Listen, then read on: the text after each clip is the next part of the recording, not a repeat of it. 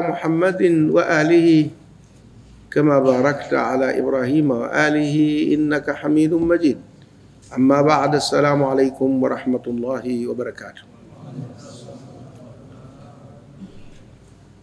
Kuna wenzetu hapa katikati wametangulia mbele ya haki na wengine wamekuwa wakihudhuria darasa zetu hizi, basi tunawaombea kwa pamoja tu, Allahumma ighfir lahum warhamhum waskinhum fil janna.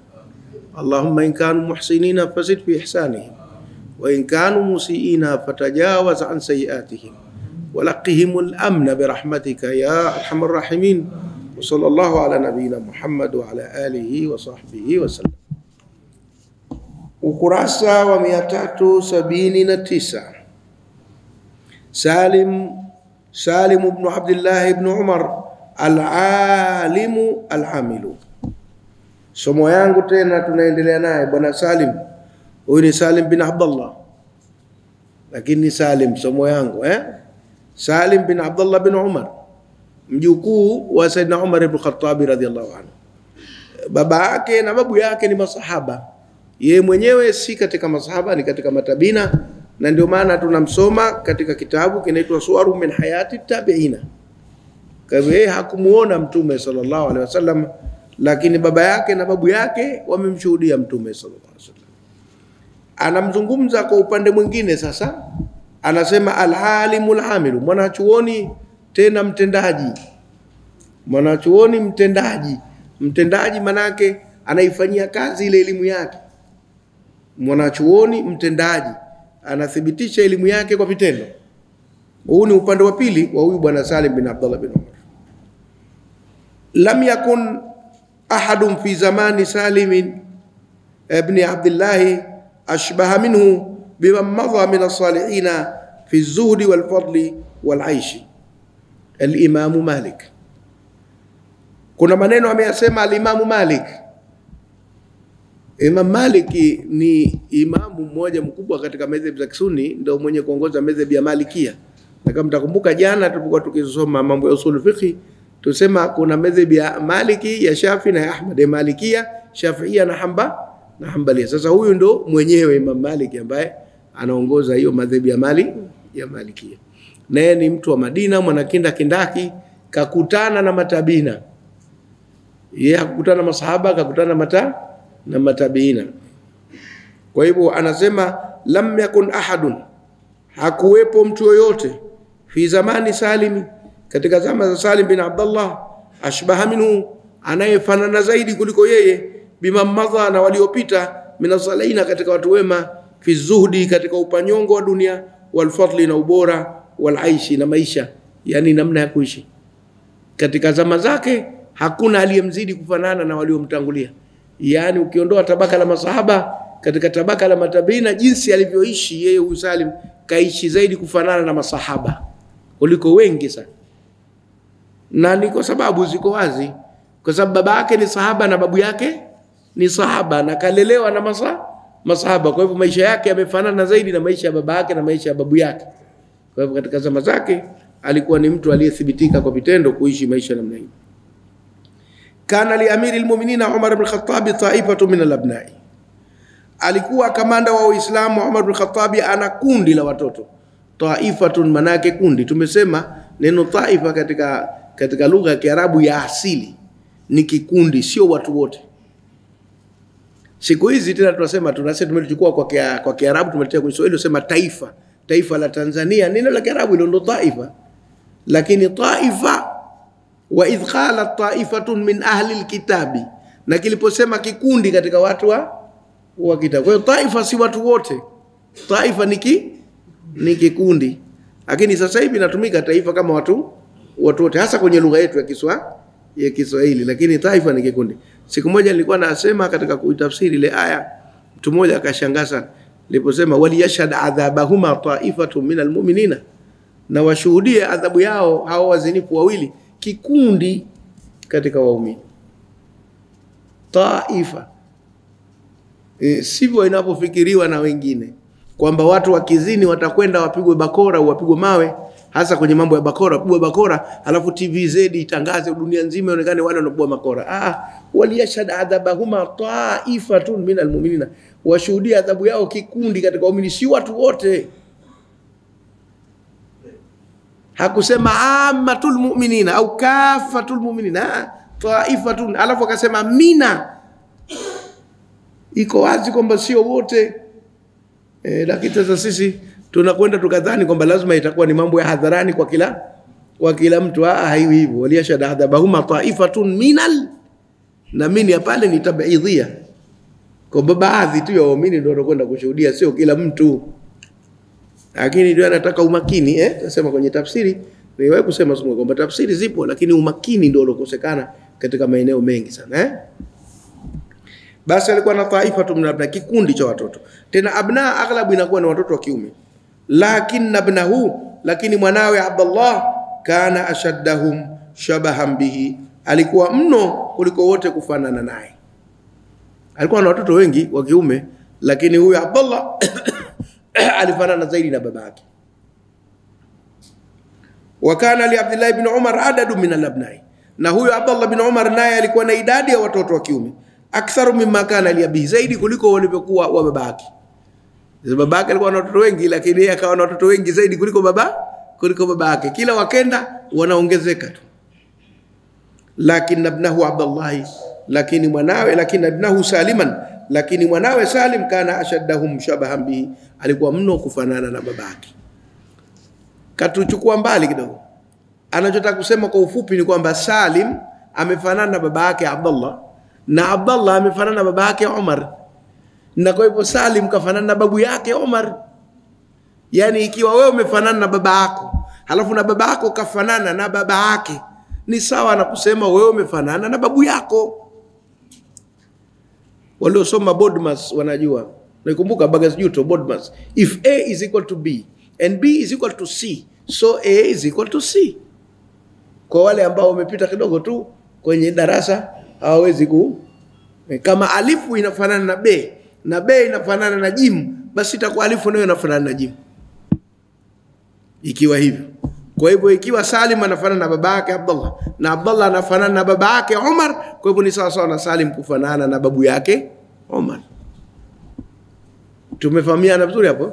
Hiyo inaitwa simple Bodmas. Haina tabu yoyote kwa mtu aliyesoma kwa zamani. Sisi hapa darasa la 7 zikisomeshwa zile au darasa la 8 kwa wakati ule, sijui wenzangu kama watakumbuka vizuri, lakini Bodmas. Saidi, unakumbuka Bodmas? Ulisoma mwaka darasa ngapi au kumbuke? Wewe darasa la ngapi mzee ukisomesha Bodmas? La 7 au la 8? Bodmas ilifika kule, mbona niona kama ilikuwa chini sawa. Amaro, unakumbuka Bodmas ulisoma mwaka gani? Tunasema Bodmas unakumbuka ulisoma ukiwa darasa la ngapi? Darasa la ngapi ukumbuka? Tutakupa ugoro upate kukumbuka vizuri tumbako. Haya, tendeni. Lakini tumeyasoma hayo, algebra, tumesoma algebra, tumesoma fraction, tumesoma hiyo Bodmas, tumesoma scale na nini nyingi, tumesoma hesabu hizo. Utoto yale tu yameshapita, tuko kwenye jambo lingine. Haya, twendeni. Fata'alau, basi njooni, nutabi, tufuatilie qissata hayati Salimin, simulizi qissata hayati Salimi, simulizi la maisha ya Salim bin Abdullah hafidi al-Faruqi, mjukuu wa kipambanuzi ambaye ni Saidna Umar, wa ashbahi nasi bihi, na anayefanana zaidi kuliko watu wote na yeye, khuluqan, kwa tabia, wa khilqatan, na kwa umbile, wa dina, na kwa dini, wa samtan, na kwa sifa. Kwa hivyo utakuta Salim anafanana na Umar ibn al-Khattabi kwa mambo mengi sana, kwa sababu kafanana na babake, na babake naye kafanana na huyo babake ambaye ndio Umar ibn al-Khattab. Huyu ni Salim bin Abdullah bin Umar bin Khattab. Asha Salim ibn Abdullah fi rihabi tayyibata al-mutayyaba. Aliishi Salim bin Abdullah katika viunga. Rihabi tunatafsiri viunga, lakini asili yake ni rahab, kukaribisha, ni marhaba. Wa huwa awwalu man ahda al-budna ila rihabil haramia. Watu maulidi kama mtakumbuka, maana watu wa bid'a hampo hapa wengi, au hampo watetezi rihabi viunga. Taiba ni jina la zamani la Madina, chini nasema Taiba al-Madina al-Munawwara. Katika viunga vya Taiba al-Mutayyaba, katika viunga vya hiyo Taiba iliyokuwa nzuri au yenye manukato, ambayo ni katika mji wa Madina. Wakanat Taibatu, na ilikuwa Taiba wakati huo ndio mji wa Madina ukiitwa jina hilo. Idhaka, wakati huo, tarfulu fi athwabin, inapendeza katika nguo, min alghina, za utajiri, wa neemati, na neema, lam tashad laha mathilan min qablu, haijashuhudia mfano kabla yake. Ile Madina kasema inapendeza katika nguo. Hakusudii nguo kwa maana mji wa Madina umevaa nguo, anakusudia mji wa Madina umejaa utajiri na neema. Kwa hivyo utajiri na neema imekuwa ndo nguo za mji wa Madina. Anazungumza kwa njia hizo za mifano. Narudia, wakana Taibatu, na ulikuwa mji ule wa Madina, idhaka, wakati huo, tarfulu, unapendeza, fi athwabin, katika nguo, min alghina, za utajiri, wa neemati, na neema, lam tashhad laha mathilan min qablu, haijashuhudia mfano wake hapo mwanzo, yani haijawahi kutokea. Na hili linataka ufafanuzi kidogo. Mji wa Madina ulikuwa na neema tangu mwanzo, lakini neema yake ilikuja kuongezeka baada ya Mtume sallam kuhamia pale na masahaba. Neema ikazidi kuwa kubwa, na sababu ziko nyingi. Kuna sababu ya kiimani tu kwamba Mtume sallam kenda akapiga kambi pale na kapokewa kwa shangwe na watu wamemkubali. Kwa nini Mungu asitie baraka zake? Hiyo iko wazi katika mambo ya imani, Mwenyezi Mungu akaweka baraka. Lakini ukenda kwenye mambo ya economic analysis, uchambuzi wa kiuchumi, utakuta kitu kingine. Watu wa Maka aghlabu yao walikuwa wafanya biashara. Kwa hivyo wana mbinu za kufanya biashara na wanazijua biashara vizuri. Kwa sababu Maka haikuwa nchi yenye rutuba kubwa ya kuendeleza kilimo. Na mifugo ilikuwepo lakini kidogo, na zaidi ya ngamia ambaye anaweza kuvumilia jangwa. Lakini Madina ilikuwa ni nchi ya kilimo na maji. Kwa hivyo Maka ilikuwa nchi ya biashara. Sasa masahaba waliohamia Madina kutoka Maka walikuja na mbinu nyingi za biashara, na wengine walikuja na mitaji yao. Na wengine kama kina Abdurrahman bin Auf, mitaji yao mingine ilikuwa mbali, ilikuwa Yemen, ilikuwa Misri. Kwa hivyo walipokuja Madina wakazunguka, wakaenda wakaichukua mitaji yao kutoka nchi nyingine, wakaileta pale Madina. Kwa hivyo soko likapendeza, maduka yakafunguliwa, bidhaa zikawa nyingi, ikawa huku kuna wakulima na wafugaji, huku kuna wafanya biashara. Kwa hivyo mji ukakua kiuchumi kwa nguvu zote mbili, za wafanya biashara na wakulima. Tumefahamiana? Na Madina sasa ikazidi kupendeza na kunawiri, na uchumi wake ukaja juu sana, ukaizidi Maka, ukazidi na maeneo mengine yote. Kwa hivyo ikawa ni neema kubwa sana kwa Waislamu kuhama Maka kuhamia wapi? Madina. Na ukaja mchanganyiko wa tabia za kila mahala, ukarimu wa kila mahala, hata mapishi nayo yakawa sasa ya watu wa Maka na watu wa Madina nachanganyika, wakawa sasa wanajua kupika vyakula vya namna tofauti. Hata zile ndoa, wengine wakaoa huku, wengine wakaoa huku, ukapatikana michanganyiko ya watu na lugha. Wengine wanatumia matamshi hivi, wengine hivi, akahamia huku na huku, kila mmoja akapata kumuelewa mwenzake vizuri. Kwa hivyo Madina ikachangamka kwa kweli kwa sababu ya hijra. Siku moja niliwahi kuzungumza, alikuwa mahala kuzungumzia hijra tunabawia, falsafa ya hijra ya Mtume SAW na faida zake. Ilikuwa mada tamu kidogo kwa sababu mle ndani mna mambo mengi sana yaliyofanya mabadiliko kutoka watu kuhama. Kuna mtu unajua anaweza kukaa mahala alafu akafikiri kwamba hawezi kwenda mahala pengine popote. Imekuwa kama yeye samaki na maji, hapatokeki. Anaogopa kuhama. Lakini anapokwenda kuhama akahamia kwingine, anakuja kukuta neema imemkunjukia, anasema kumbe nilikuwa nimelala usingizi wa pono mimi. Nimekaa miaka yote kule na babaika, ningekuja zangu huku tangu mwanzo, nimechelewa. Na mambo kama haya. Twendeni. Faqad kana rizquha, kwani ilikuwa riziki yake huo mji wa Madina, yaatiha ragadan, uifikia kwa uhondo, min kulli makanin, kutoka kila mahala. Riziki yake Madina ikawa inaifikia kwa uhondo, yani inafika katika mji wa Madina riziki ile kwa uhondo. Nikisema uhondo, kuna wengine wanatumbua mijicho kwa sababu Kiswahili ndio hawajui, watoto wa siku hizi hawajui Kiswahili kabisa. Ukisema uhondo hawafahamu chochote. Unakumbuka neno uhondo lilipopoteza sasa Kaka mzee mmoja anauza ndizi za kijakazi. Sasa zikishakuiva sana zinapukutika zenyewe zile. Sema haya bei hiyo, uhondo huo. Kijakazi moja pesa mbili uhondo. Ito uhondo. Wasukuma wanalo neno hili, wanasema wakikukaribisha hivi kama chakula kikukinga bezogo tu hondomole. Yani karibu tufaidike, karibu tupate uhondo, uhondomola. Uhondo manake kwa raha. Bukheri, unakula unajifaragua. Kwani Adam kaambiwa vipi? Uskun anta wa zawjuka aljannata wa kula minha ragadan haithu shituma, na kuleni humo kwa uhondo popote mnapotaka. Kwa kujifaragua, kwa uhuru, kwa raha mustarehe. Ragadan min kulli makani. Riziki yake inaijia kwa uhondo kutoka kila mahala. Na kiko kule daraballahu masalan qaryatan kanat aminatan ta'tiha rizquha ragadan min kulli fakafarat fa'adhaka Allah. Sura gani? Saba ya Nahl. Haya. Min kulli makani, kutoka kila upande. Wa kana khulafa'u bani Umayyah, na walikuwa makhalifa wa utawala wa Bani Umayya, yutihuna laha min asbabi tharai, hupelekea mji wa Madina sababu za utajiri, ma lam yakhtur bibalin, jambo ambalo halijawahi kupita kwenye mawazo. Narudia hapo.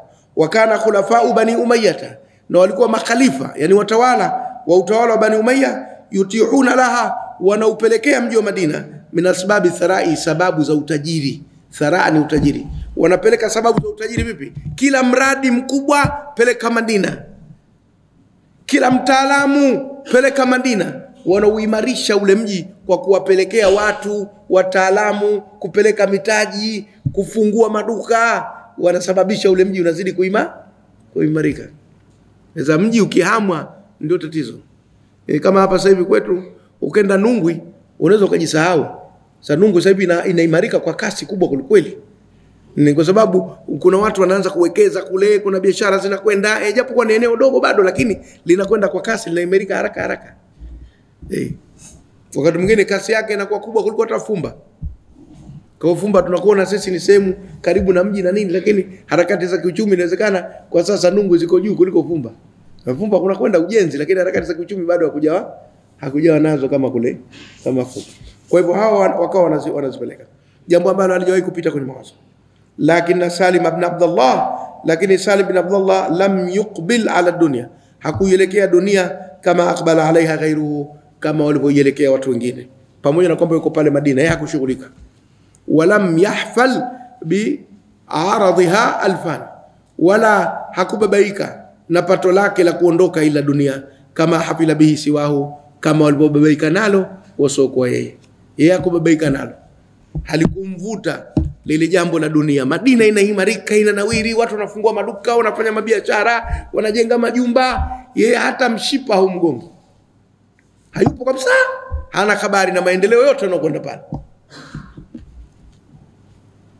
Wa inma zahada, lakini alipanyongo bima fi aidi nasi, katika kilicho ndani ya mikono ya watu. Hakukitaka kilicho ndani ya mikono ya watu kwa halali wala kwa haramu, kwa ujanja wala kwa ridhaa. Yeye hakukitaka kilicho katika mikono ya nani? Ya watu. Raghbatan bima inda Allah, kwa kuwa na hamu ya kupata alichonacho Mwenyezi Mungu. Yeye akaelekea zaidi kwenye dini. Wa a'radha anil ajilati, akapuuza kile cha haraka ambayo ni dunia. Raja alfauzi, kwa kutarajia kufaulu, bila ajilati, kwa kile cha kuchelewa ambayo ni akhira. Bal tuhibbuna alajilata, kwa hivyo yeye cha haraka ambayo ni dunia hakuipenda kuliko alivyoipenda kile cha kuchelewa ambao ni nini? Ya akhira. Ni maneno haya Qur'ani imeyatumia. Chini kasema al-ajilatu wal-akhirah wal-ajilatu wad-dunya, namba 1 huko. Kakusaidia. Walaqad jarraba khulafa'u bani Umayya, na walikuwa wamefanya majaribio hawa watu, au wamepata uzoefu watu wa Bani Umayya, an yughdiqu alayhi al-khaira, kumiminia yeye khairi, kama aqdaquhu ala ghairihi, kama walipomiminia mtu mwingine. Fawajadu, wakamkuta zahida, ni mpanyongo, bima fi aidihim, kwa vile vilivyo ndani mikono yao, mustasghira, na kiona ndogo dunia wa mafiha na vilivyo. Jaraba, wamemjaribu wale makhalifa wa Bani Umayya, walimjaribu, wakaanza kumpelekea vitu nani, kumtizama atakuwa anapenda yale mambo, akaonekana kwamba yeye hayajali yale mambo. wanamwalika alika hivi, lakini hashughuliki. Tumefahamiana? Na kwa sababu watawala nao kuna vipindi fulani wanawaogopa watu wa dini, na hasa inapokuwa wale watu wa dini wanasikilizwa sana na umma, wale watawala wanawaogopa. Wajua hawa iko siku wakisimama wakatupinga sisi, watu wote watakaa nyuma yao. Itakuwa balaa. Kwa hivyo wakisha kukuona wewe unakubalika sana, wanakusogeza mbele hivi, wanaanza kukupa zawadi, kukualika na nini, ili usiwapinge wewe upande wao. Wakati mwingine inatokea namna kama hiyo. Sasa kila wakimjaribu huyu wanamkuta yeye hashughuliki na vile vilivyoko katika mikono ya wakubwa na watawala na nini, hata habari hana. Wao wanapanda mafarasi, anatembea kwa miguu, wala hashughuliki. Wao wanakaa kwenye magorofa, yanaishi kwenye kibanda, hashughuliki. Mustasghiran lidunya wa mapia, akiona ndogo dunia na kilicho.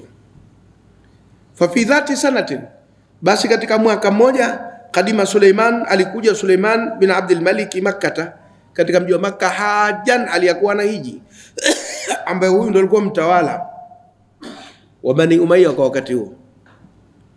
Falamma akhadha yatufu, alipoanza kuzunguka tawaf al-qudumi, mzunguko wa kutangulia.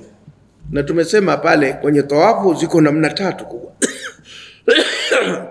Tawafu al-qudum, tawafu al-ifadha na tawafu al-wida. Kuna ile ya kwenda kwanza, ukifika tu unalisalimia lile al-Kaaba kwa kulizunguka mara 7, ile salamu tu, si fardhi, ni sunna. Na unapotaka kutoka unakwenda kulizunguka mara 7 kuaga, si fardhi, ni sunna. Alafu kuna ile tawafu yenyewe nguzo kwa ajili ya umra na hija, tawafu rukni pia inaitwa hiyo mbali. Kwa hivyo ziko tawafu ya kuingia tu kulisalimia al-Kaaba, na iko tawafu ya kutoka tu ya kuliaga, na iko tawafu iko katika nguzo za hija na nguzo za nini, za umra. Sasa wakija viongozi wanalizunguka mara 7 katika inaitwa tawaful qudum. Basi anazunguka pale katika tawaful qudum.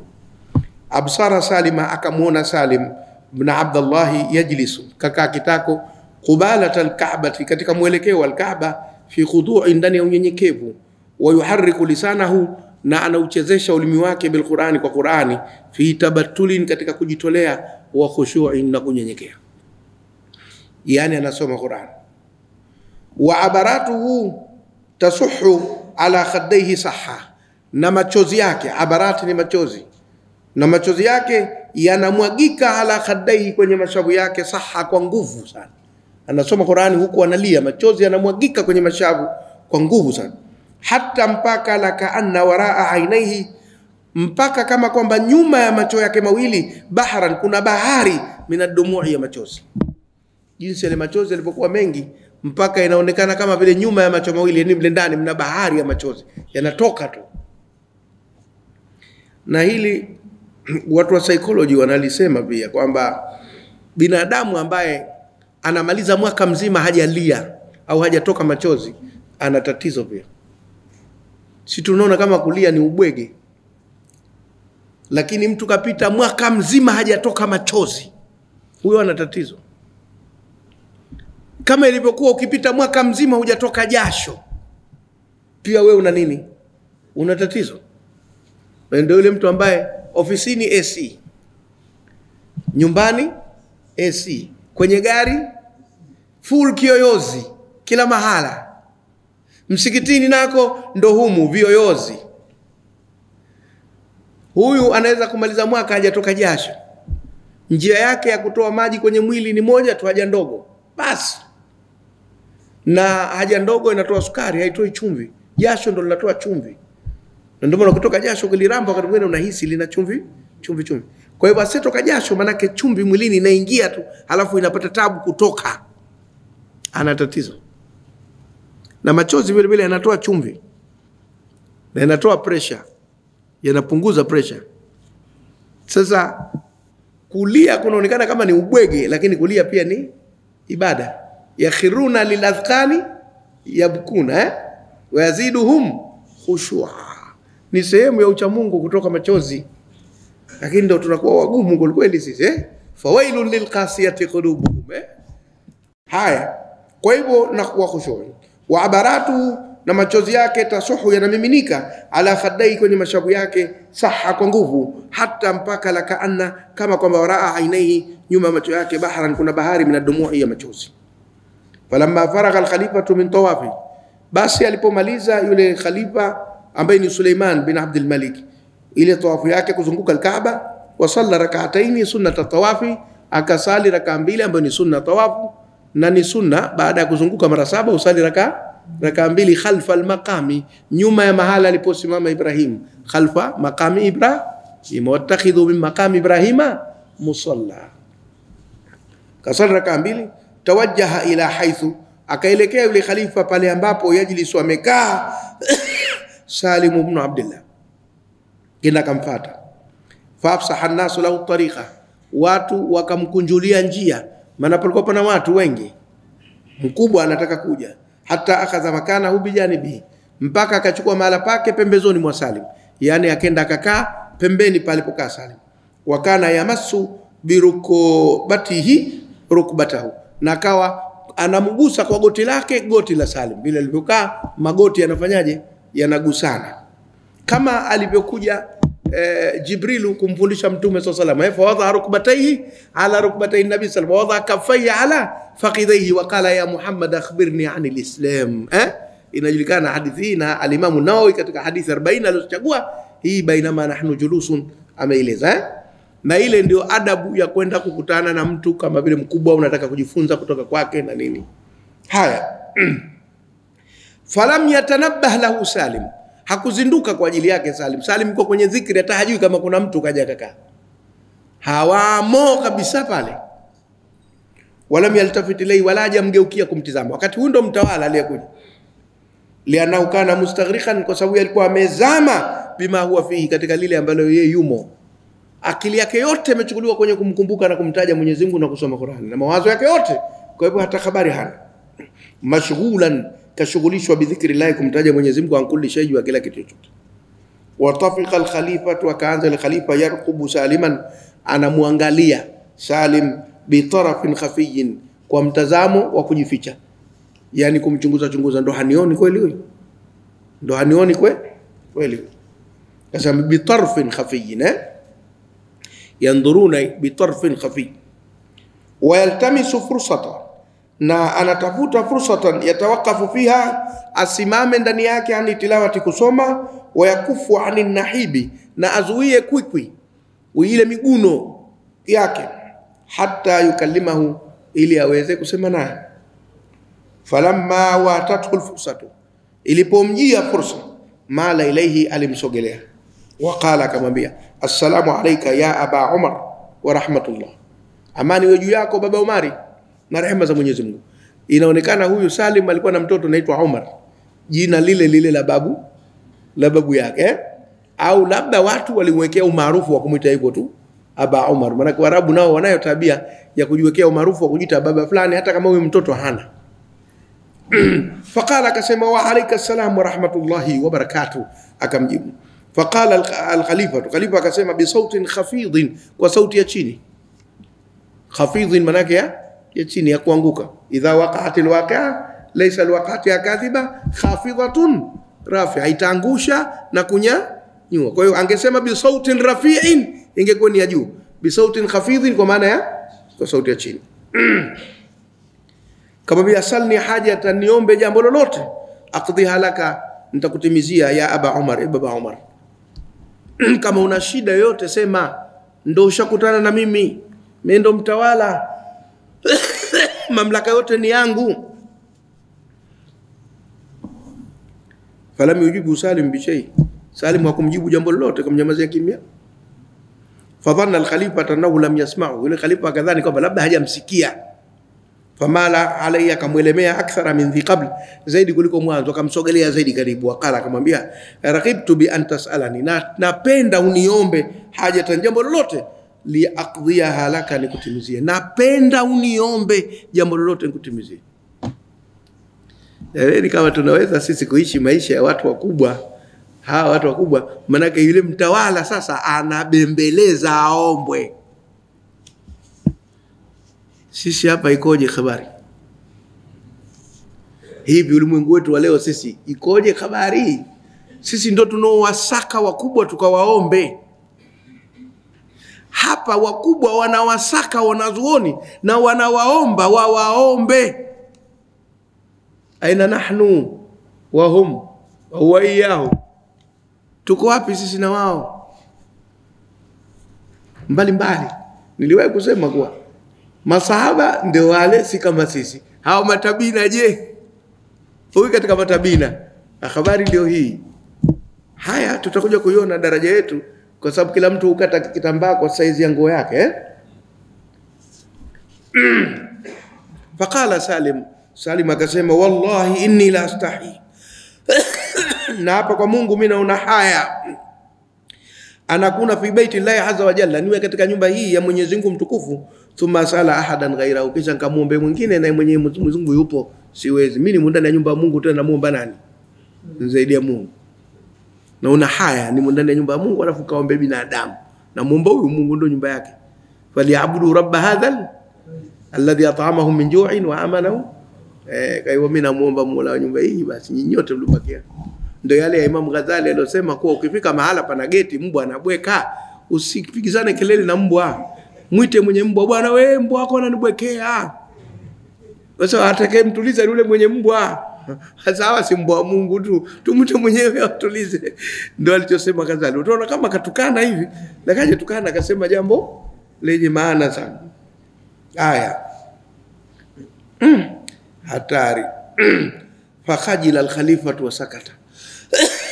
Akaona haya yule khalifa akanyamaza. Lakinahu dhalla jalisan fi makani, lakini aliendelea kukaa pale pale mahala pake, hakuondoka. Falamma qudiyat as-salatu, ilipomalizwa sala, maana ilifika wakati wa sala wakasali wote hapo. Na hadha Salimun, alinyanyuka Salim, yuridu al-mudhiya ila rahlihi, anataka kurudi kwenye virago vyake, kwenye msafara wake alikoweka mnyama wake na nini. Falahiqat bihi jumu'un nas, wakaungana naye makundi ya watu. Hadha yasaluhu, huyu anamuuliza an hadithi min hadithi Rasulillah, kuhusu hadithi miongoni mwa hadithi za Mtume sallallahu alaihi wasallam alayhi.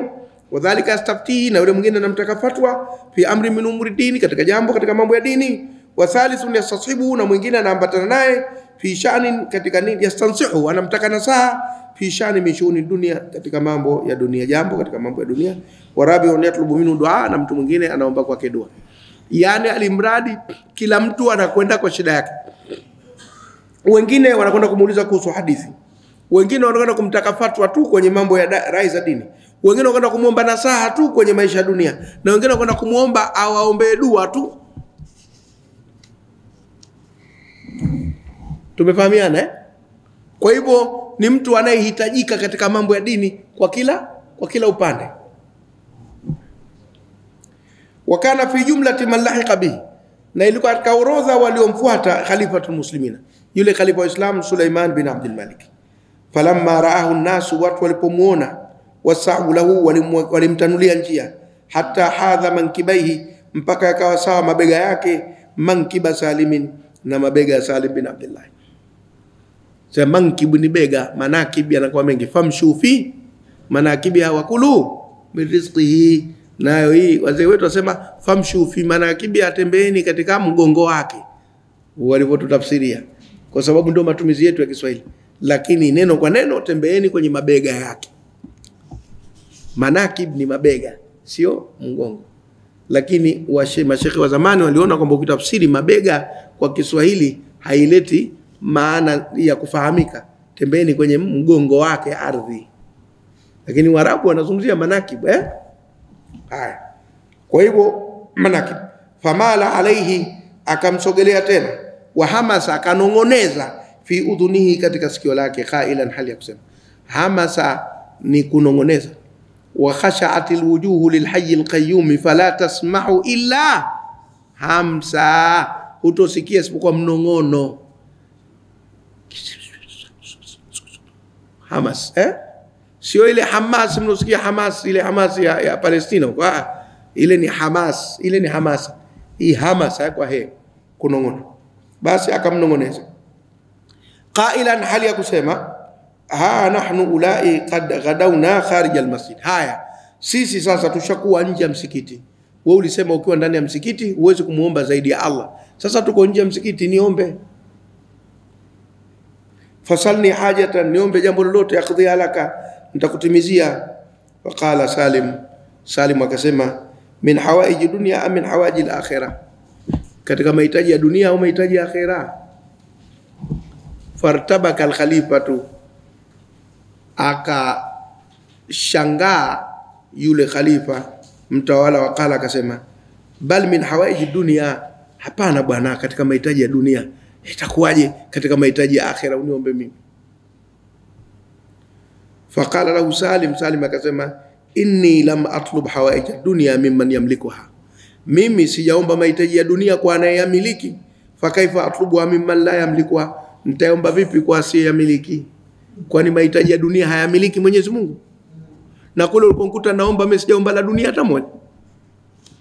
Kule msikitini ambako Mwenyezi Mungu ndo anatusikiliza maombi yetu, Maka pale, sijaomba la dunia hata moja, wakati dunia ni yake yeye anaimiliki. Wewe unamiliki nini katika dunia mpaka nikuombe mambo ya dunia? Anamjibu namna hiyo, mimi siwezi. Ngembabaisha kama nipeko kwa atende, mimi malamli kwa.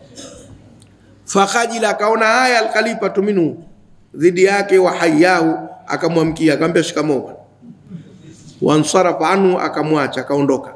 Wao yakulu, anasema ma a'azzakum, utukufu ulioje wenu nyinyi, ala al-Khattabi, ukoo al-Khattabi, bizaadati, kwa upanyongo, watuka na uchamungu. Wama aghnakum, na kujitosheleza kulioje, billahi, kwa Mwenyezi Mungu jalla wa ala, mtukufu alitukuka. Mmejitosheleza sana kwa Mwenyezi Mungu nyinyi. Barakallahu alaykum min ali baitin, Mungu awape baraka nyinyi watu wa nyumba hiyo.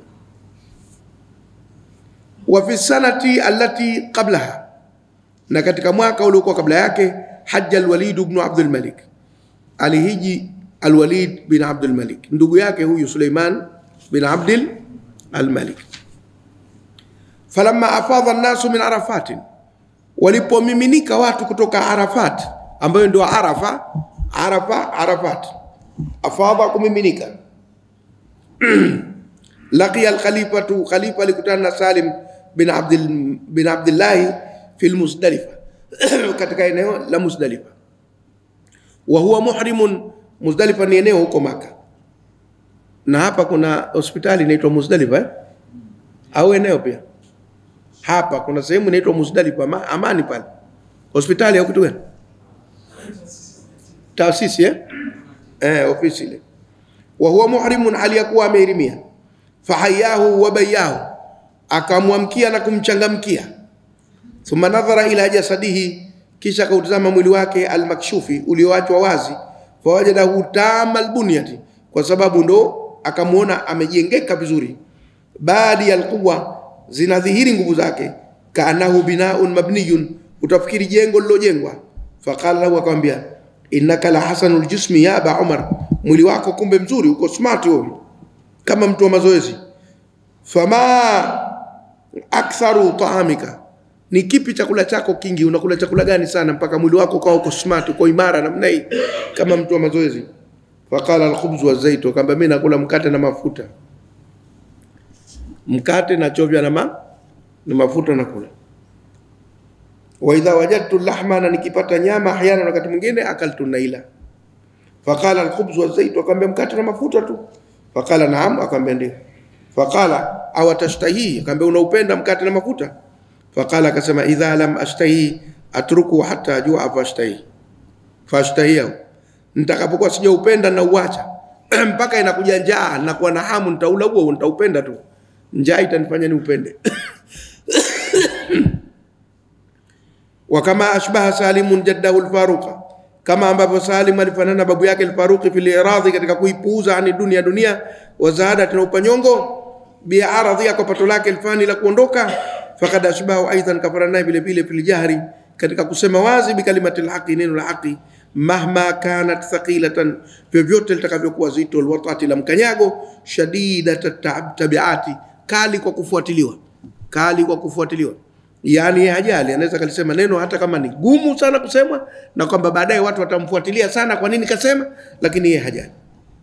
Min dhalika, katika hayo, annahu dakhala ala al-Hajjaji, aliingia kwa bwana mmoja anaitwa Hajjaj, anajulikana Hajjaj bin Yusuf Thaqafi, tushamueleza habari zake, mkorofu sana. Dhata maratin, mara moja, fi hajatin, katika mahitaji, min hawaiji almuslimina, katika mahitaji ya Waislamu. Na hii unaona wazi kwa madikteta na watu wakorofi, usiache kwenda kuwaambia kama ni jambo la lazima lenye mahitaji ya watu, unamfuata na kwenda kumwambia. Huyo Hajjaj bin Yusuf Salim hakuwa na sababu ya kwenda kwa mtu mkorofi kama huyo, lakini kwa kuna mahitaji ya Waislamu inabidi lazima ende akamwambie, na yeye ni mtu anayeheshimika. Farahaba bihi al-Hajjaj, Hajjaj akamkaribisha, wa adna majlisahu, akamsogezea makao yake, kaa karibu, wa balagha fi ikrami, akenda mno katika kumheshimu. Wa fima huma kadhalika, na walipokuwa wao katika jambo hilo, idh utiya al-Hajjaj bi ta'ifati min ar-rijal, mara kaletewa Hajjaji kundi la watu wanaume. Tumesema taifa pale kikundi, tumechia tafsiri huko nyuma. Lakini shu'ti shu'uri, matimtimu wa nywele, ash'atha aghbara, tumesema pale shu'th manake wametimka, nywele zao zimefumuka. Shini kasema shu'ti shu'uri, yani mutalabbilu shu'uri, manywele yamesokotana au yametimka. Ghubri al-ajsami, ina vumbi mili yao. Sufri al-wujuhi, njano nyuso zao. Muqarranina fil asfadi, wamefungwa katika mapingo. Wa akharina muqarranina fil asfadi, nini swadi yenyewe? Ndiyo swadi. Muqarranina, wamefungwa fil asfadi, na mapingo. Faltafata al-Hajjaj ila Salim, al-Hajjaj akamgeukia Salim, waqala, akamwambia, haulai bughatun, hawa ni waasi, mufsiduna fil ardhi, wanafanya uharibifu katika nchi hii, hawanitambui, hawatambui uongozi wangu, wananipinga, wamekaa huko majangwani na maporini, wanaipinga serikali, wameletwa hapa na mapingo yao. Mustabi'una lima harrama Allahu min ad-dima'i, wanahalalisha alichokiharamisha Mwenyezi Mungu cha kumwaga damu. Thumma atahu sayfahu, kisha akampa upanga wake, kachomoa upanga wake mwenyewe akampa Salim. Washara ila awwalihim, akamwashiria mwanzo wao, waqala alayka bihi, malize huyo. Wa qum ilayhi, simama kwa ajili yake, wadhrib unqahu, mpige shingo yake. Huyu muasi anamjaribu mwanachoni, anaweza akatekeleza majukumu ya serikali. Fa akhadha Salim sayfa min yadi al-Hajjaj, Salim akauchukua upanga kutoka kwenye mkono wa al-Hajjaj. Wa madha nahwa ar-rajul, akaenda upande wa yule mtu aliyeambua akamuue.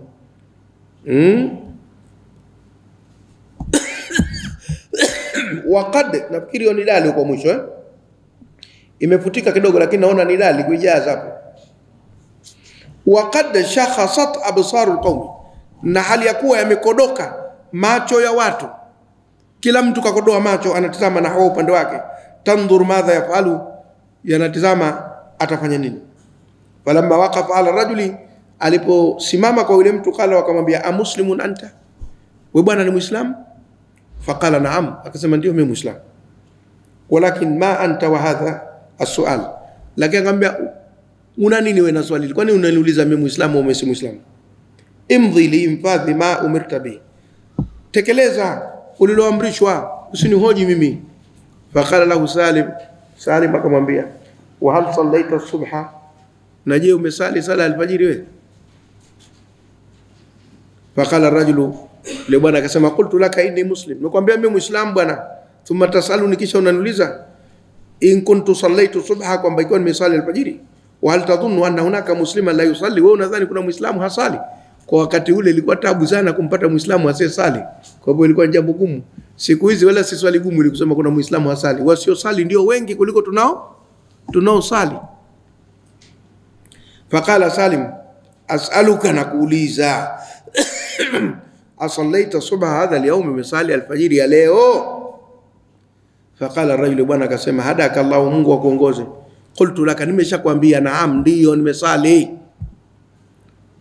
Wa sa'altuka an tunafidha, na nimekuomba utekeleze ma amaraka bihi hadha dhalimu, alichokuamrisha huyu dhalim kuniua ni uwe. Watu wa zamani nao, mimi singesema. Wa illa, vingine vyote, arradta nafsaka lisakati, utaiorodhesha nafsi yako katika hasira zake, utamkera, ni uwe mimi upone wewe. Faraja Salim min al-Hajjaj, Salim akarudi kwa al-Hajjaj, warama saifa baina yadayhi, akautupa upanga mbele yake. Waqala, akamwambia, inna rajula yuqirru bi annahu muslim, huyu mtu anakiri kwamba ni muislamu. ويقولون anasema innahu salla subha hadha al-yawm, kasali alfajiri ya leo hii. Wakad balagani, na minna taarifa, anna Rasul sallam qala, kwamba Mtume sallam kasema, man salla salata subhi fa huwa fi dhimmati llahi, anayesali sala alfajiri yumo ndani ya dhamana ya Mwenyezi Mungu. Huyu yumo ndani ya dhamana ya Mwenyezi Mungu, siwezi kumuua. Wa inni la aqtulu rajulan, na mimi sitamuua mtu dakhala fi dhimmati llahi azza wa jalla, aliingia ndani ya dhamana ya Mwenyezi Mungu tukufu. Faqala lahu al-Hajjaji mughdaban, akamwambia Hajjaji aliyekuwa amekasirika, innana la naqtuluhu ala tarki salati subhi, sisi hatumuui huyu kwa sababu ya kuacha kusali alfajiri. Wa inma naqtulu, lakini tunamuua lianahu mimman aana ala qatl al-khalifati, kwa sababu ni miongoni mwa waliounga mkono kuuliwa kwa Khalifa Uthman bin Affan, wamesaidia. Faqala lahu Salim, Salim akamwambia, inna fi nnasi man huwa aula minni, katika watu yuko ambaye ni bora kuliko mimi, wa minka, na kuliko wewe, bidami ya Uthman, kuitetea damu ya Uthman. Sio mimi na wewe, wako watu wana haki zaidi ya kuitetea damu ya Uthman. Fasakata al-Hajjaj, Hajjaj akanyamaza, walam yuhir jawaban, wala hajapata cha kujibu. Thumma inna ahada shuhudi al-majlis, kisha hakika mmoja katika walioshuhudia kikao hicho, qadima ala al-Madina, akaja Madina, wa akhbara Abdullah ibn Umar, akampa habari Abdullah ibn Umar, bima talabahu al-Hajjaj min ibnihi Salim, kwa alichokitaka Hajjaji kwa mwanawe Salim. Falam yatarayas, hakusita sita, hata yasmaa baqiyat al-khabari, mpaka aliposikia habari iliyobaki.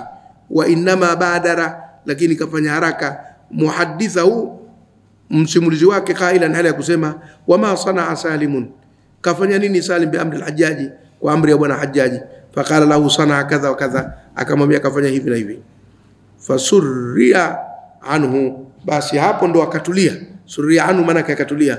Wakala, akasema, kayisun kayisun, hodari hodari, aqilun aqilun, ana akili ana akili.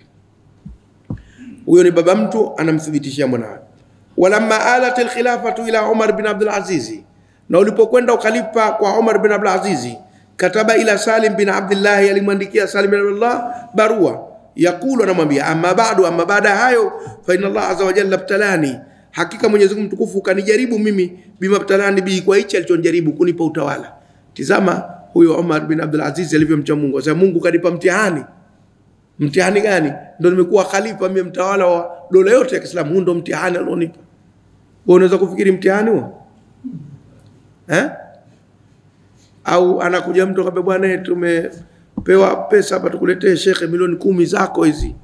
Unapewa pesa, ameletea mtihani mkubwa. Nani atasema hivyo? Mimi sisemi mtihani. Tutasema asanteni sana, na mwe mnafikiria mambo kama haya mara kwa mara.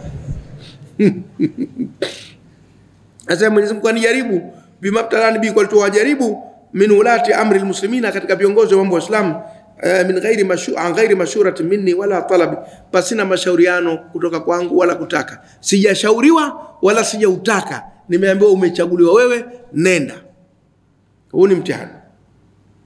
Fa sallallahu alladhi ibtalani, basi namuomba Mungu ambaye kanipa mtihani huu, bihadha al-amri, kwa jambo hili, an yu'inani alayhi, anisaidie katika hili jambo. Fa idha jaa kitabi hadha, itakapokujia barua yangu hii, fab'ath liya bikutubi Umar bin Khattab, niletee mimi barua zote za Umar bin Khattab, wa aqdiyatihi, na kesi zake zote alizoziamua, wasirati, na mwendo wake. Fa inni azimun ala an attabi'a siratahu, kwa sababu mimi naazimia kuifuata sira yake. Kwa hivyo uamuzi wake aliofanya katika maandishi na kila kitu niletee nisome. Kafanya nini somo yangu? Umar ibn al-Khattab anamwandikia mjukuu wa Sayyidina Umar kwamba lete kumbukumbu za babu yako, mimi nataka kuiga mwendo wa babu yako, na ni somo yangu kwa jina vile vile. Wa asira ala naji, na nende juu ya mwendo wake. In aanani Allah, ikiwa atanisaidia Mwenyezi Mungu ala dhalika, juu jambo hilo. Wassalam, anamaliza barua kwa kusema wassalam. Fakataba ilayhi Salimun yaqulu, Salim akamwandikia Umar ibn Aziz, anamjibu, amma ba'du, amma baada hayo, faqad ja'ani kitabuka, imenifikia barua yako, alladhi tadhkuru fihi, ambao unataja ndani yake, anna Allah azza wa jalla ibtalaka, kwamba Mungu mtukufu amekupa mtihani, bi imratil muslimina, kwa uamiri wa Waislamu, min ghairi talabi minka, pasina wewe kuomba wala mashura wala kushauriwa. Wa annaka turidu, na kwamba unataka nitasira bisirati Umar, kwenda mwendo wa Umar. Anaifanyia mukhtasar ile barua yake aliyopelekea. Fala yafutka, basi lisikupite, annaka kwamba wewe fi zamanin ghairi zamani Umar, uko katika zama sio zama zile za Saidna Umar, zile zilikuwa zina masahaba. Masahaba wameshakwenda, sasa ni zama za matabiina. Kwa hivyo watu sio wale wale na tabia sio zile. Kwa hivyo wakati mwingine mtindo wako wa kuongoza utategemea na watu wa aina gani unawaongoza. Kisomesha wanafunzi wa chuo kikuu ni tofauti na kusomesha wanafunzi wa primary, na ukifundisha wa sekondari ni tofauti na primary, na wa nasari ni tofauti vile vile wa sekondari na wengine wote. Kila mahala pana maumbile yake na tabia zake. Wa anahu laysa fi rijalika, na kwamba hakuna katika watu wako man yumathilu rijala Umar, wanaofanana na watu wakati wa Saidna Umar. Saidna Umar alikuwa nao watu akiwatumia wanafanya kazi vizuri. Enzama hizi huna watu kama wale. Kwa hivyo kocha anaweza kuwa mzuri akiwa wachezaji ni wabovu, mkafungwa, na kocha anaweza kuwa mbovu lakini wachezaji ni wazuri, mkashinda. Kwa hivyo itategemea nyenzo ulizonazo. Mwalimu anaweza kuwa si mwalimu mzuri lakini wanafunzi wakawa wanajituma, wanabidii wakapasi. Na mwalimu anaweza kuwa mzuri akiwa wanafunzi wavivu wakafeli. Kwa hivyo nyenzo sasa ndio kitu cha msingi. Pilau viungo sio kukoroga tu. Unaweza kukoroga hamna viungo, pilau viungo. Walakin i'lam, lakini jua annaka kwamba wewe innawaita alhaqa, ukikusudia haki, wa aradtahu, na ukiitaka, aanaka Allahu alayhi, Mungu atakusaidia juu haki hiyo. Wa tahalaka, na atakupa wewe umalan, wafanyakazi, yakumuna laka bi, watasimama kwa ajili yako katika hiyo haki. Wa ataka bihim, na atakuletea watu hao min haithu la tahtasib, kwa namna ambayo huitarajii kabisa. Fa inna auna Allahi lil'abdi ala qadri niyyati, kwani msaada wa Mwenyezi Mungu kwa mja ni kwa kadiri ya nia yake. Kwa hivyo kuwa na nia njema, innamal a'malu binni. Faman tammat niyyatuhu fil khairi, basi yule ambaye imetimia nia yake katika khairi, tamma aunullahi lahu, utatimia msaada wa Mwenyezi Mungu kwake. Waman qassarat niyyatuhu, na yule ambaye imepungua nia yake, naqasa min aunillahi, utapungua msaada wa Mwenyezi Mungu kwake, bikadri naqsi niyyati, kwa kadri ya upungufu wa nia yake. Wa idha naza'atka nafsuka, na itakapozozana na wewe nafsi yako, itakaposhindana na wewe nafsi yako ile shay katika jambo, mimma la yurdi Allah azza wa jalla, katika yale ambayo hayamridhishi Mwenyezi Mungu mtukufu aliyetukuka, fadhkur man kana qablaka, kumbuka waliokuwa kabla yako, min dhawi sultani, katika wenye mamlaka, alladhina, wale ambao sabakuka, wamekutangulia, ila rahili, katika safari, ana hadhi dunia, kwenye dunia hii. Wasal nafsaka, na iulize nafsi yako, kaifa tafaqa'at uyunuhum, vipi yametofoa macho yao au yametumbua macho yao, allati kanu yashhaduna biha ladhati, ambayo walikuwa wakishuhudia kwa macho hayo mambo ya ladha mazuri mazuri. Wa kaifa tamazakat, na vipi yamechanika butunu, matumbo yao, allati kanu, yale yaliokuwa la yashbauna biha minashawati, hayashibi na matamanio. Wa kaifa saru jiyafan, na vipi wamekuwa mizoga. Jiyafan, jifan mzoga, jiyafan mingi. Wa kaifa saru jiyafan, na vipi wamekuwa mizoga. Lau turikat ila janibi, lau ingeachwa mizoga hiyo pembezoni, masakinina, na majengo yetu, majumba yetu, wala mtuwari akamul ardhi, wala haijastiriwa na michanga ya ardhi, la zajajna min rihiya, tungekereka na harufu yake. Wala masana dhurru min natniha, na angetupata madhara kutokana na uvundo wake. Natni, uvundo, kitu kilichovunda, kilichooza. Wassalamu alayka wa rahmatullahi ta'ala wa barakatuh. Hii ndio barua aliyomwandikia. Wa ba'du, na baada ya yote tunasema, faqad aasha Salim ibn Abdullah ibn Umar ibn al-Khattabi umran madidan, aliishi umri mrefu, hafilan, uliojaa bituqa, ucha Mungu, amiran bil huda, ulioimarika kwa uongofu, aradha fihi, amepuuza ndani ya umri huo, anzinati dunia, juu ya nini? Mapambo ya dunia, wa zukhrufia, na marembo yake, wa aqbala khilalaha, na akaelekea katika kipindi hicho, ala ma yurdillaha, katika yale yanomridhisha Mwenyezi Mungu mtukufu. Fa akala min at-ta'ami ma ghaludha, akala katika chakula kilichokuwa kigumu, wala bisa min athiyabi ma khashuna, na akavaa katika nguo zilizokwaruza, yani sokwa na thamani. Wa ghaza Ruma, akapigana vita na Wataliana, majushi almuslimina, pamoja na majeshi ya Kiislamu, jundian, akiwa mwanajeshi. Wa ghaza Ruma, akapigana vita na Wataliana wa Roma, Roman Empire, majushi almuslimina, pamoja na majeshi ya Uislamu, jundian, akiwa mwanajeshi. Yani amekuwa mwanachoni, amekuwa mcha Mungu, amekuwa mpiganaji, vitu ambavyo si aghlabu kuvikuta kwa mtu mmoja.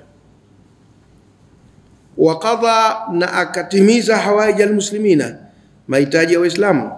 Wahana alaihim, akawahurumia, hunubu al-ummahati, huruma za mama kwa watoto, kawahurumia kama wanawe. Falamma atahu al-yaqinu, basi ulipomfikia uhakika, yani kifo. Chini anakuambia al-yaqinu huna al-maut, hatta ya'tiyana al-yaqin ay al-maut. Falamma atahu al-yaqinu, basi kilipomfikia kifo. Sanata 600 lilhijra, katika mwaka 601 hijria, kafa mwaka 106 hijria, 106 106 hijria. Huyu katika matabina, si katika masahaba. Irtajatil Madina, ilibimbwa Madina, huzn, kwa huzuni, yani ilirukaruka. Idha rujjatil ardu rajja, lakini anakusudia ilikuwa na watu wengi, si wa kawaida. Ilirindima, kwa neno jingine, ilirindima Madina, ilirindima Madina, huznan, kwa huzuni, alayhi, kumhuzunikia. Hapatoshi, hapana hata pakutia mguu. Wataraka na'yuhu, na ukaacha msiba wake, fi kulli qalbin, katika kila moyo, lawatan, majonzi. Msiba wake ukaacha katika kila moyo majonzi, watu wote, au sikitiko, ukaacha katika kila moyo sikitiko. Wa ala kulli khaddin dam'atan, na katika kila shavu ukaacha chozi, hakuna asiyelia, wote walisikitika na wote walilia. Wa haba nasu, wakakurupuka watu, kullu nasi, wote watu, yushayuna janazata, wanalifuata jeneza lake kwenda kumzika. Wa yashhaduna dafnahu, na wanahudhuria maziko yake. Wote watu wa Madina, kila mtu kaacha lake, wanakwenda kumzika mtu mtukufu kama hivi. Wakana Hisham ibn Abdul Malik yawmaidhin, na alikuwa Hisham bin Abdul Malik siku hiyo, naye ni mtawala wakati wake, maujudan fil Madina, yuko katika mji wa Madina. Fakharaja li salati alayhi, akatoka kwenda kumsalia, wa tashyi'ihi, na kulifuata jeneza lake. Falamma raa, alipoona tazahuma nasi, msongamano wa watu, hawamjali yeye kama ni kiongozi, watu wanajali msiba. Watadafukahum, na kumiminika kwao, khuliqa min ma'in dafiqin, na kumiminika kwao, halathum kathratuhum, ulimtisha wingi wao. Mbona watu wengi namna hii? Choyo. Wa atharat fi sadrihi, na kukaamsha katika kifua chake, shay'an min alhasadi, kitu katika choyo. Sio kwa nini watu wanamunga mkono kiasi hicho, huyu nani kwani? Fasaala nafsahu, akajiuliza mwenyewe, qailan, hali ya kusema, tura, unaonaje, kam yakhruju, wangapi wangetoka, minaulai, katika watu hawa, lau anna khalifata almuslimina mata fi baladihim hadha, kama ingekuwa khalifa wa Islam kafa katika mji wao, wangekuja hivi, kama ingekufamie, wangekuja watu namna hii, yani mpaka msiba anaoonea choyo punda huyu, kama ingekufamia wangekuja hawa. Haya, hapa Zanzibar tuna rekodi sisi ya watu wamekufa mji mkongwe, wamekwenda kuzikwa mashamba, jeneza halijapakiwa kwenye gari, linapokewa na watu kila mahala mpaka alikokwenda kuzikwa. Ipo hapa rekodi, itafuteni. Na kuna mmoja limetoka Mkunazini, msikiti Mema pale, mpaka Kwerekwe kenda kazikwa, halijapakiwa kwenye gari. Hapa. Na katika wote hakuwahi kuwa mtu hata sheha katika hao, wala diwani wala nani. Kwa mwanasiasa kabisa. Yatazameni makubwa. Na Mtume sallallahu anasema mengi kuhusu mtu kuzikwa na watu wa imani wengi. ni daraja. Haya, twendeni.